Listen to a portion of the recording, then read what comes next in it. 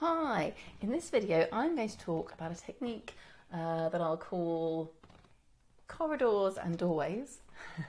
Okay, and in this technique we're going to be looking at how you can use it to move yourself away from intrusive thoughts. And by intrusive thoughts, I'm including in that obsessive, obsessional thoughts, negative repeating thoughts, which are other ways that this can be described. I'm Orla Kirby. I am a therapist and I specialise in helping people to move themselves away from severe anxiety and or OCD. Okay, so this technique then is almost like a mini technique that folds into the technique in the previous video, right? So if you haven't watched that one, go back and watch that one first. That's the one on 2 scenes from the future, 2 scenes from the past. And this technique is a way of accessing that technique. There's probably other ways that you could use it too, but this is the main way that I use it in my work with clients.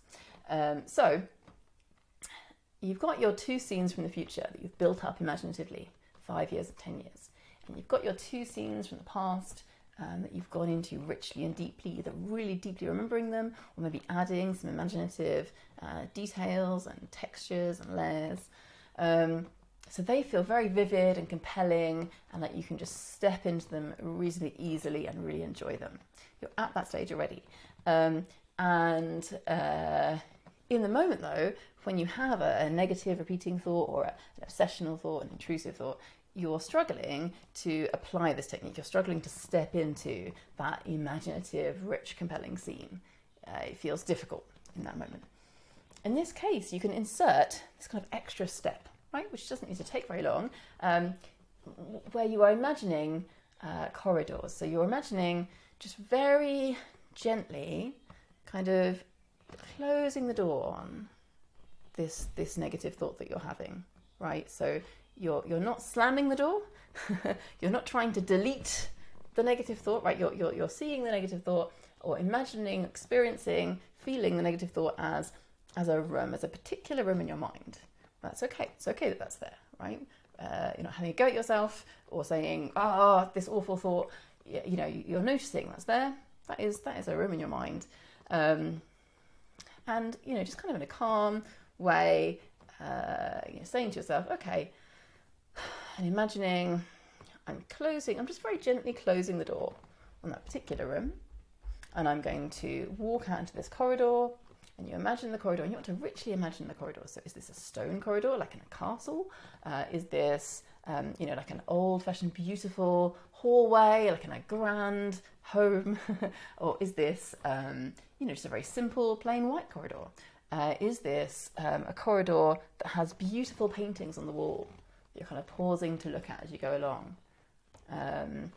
Is this kind of a simple wooden corridor with windows that look out into the countryside?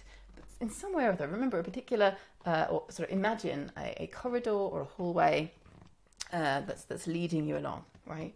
You know that you've closed the door gently on that thought that you're having, and you're choosing to walk along this corridor. And you walk along the corridor and you come to 2 doors. And again, you want to really imagine the 2 doors. So are they 2 heavy wooden doors? Are they the same or they could be different? And what are they made out of? Are they metal doors or are they wood? What kind of doors are they? Have they got windows in them?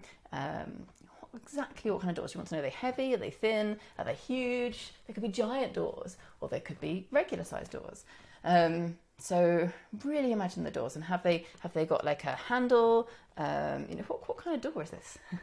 And you know that behind each of these 2 doors is 2 of these scenes, right? Now, you can trial and error this and see what works best for you. Often I find that the easiest way to redirect from a negative thought about the future is to have these 2 scenes that you're choosing from be your 2 future scenes, right? And if you're trying to redirect away from a negative thought about the past, that it's easier to redirect towards positive scenes of the past, right? So if the door that you closed behind you was to do with something in the past, then when you get to this particular point in the corridor, the 2 scenes, you're going to know that the 2 scenes behind there are these wonderful scenes from your past, right? So times when you're really happy or really calm or really excited, or, you know, where you really felt a strong sense of like, this is who I am. I'm this person, or I'm really good at this.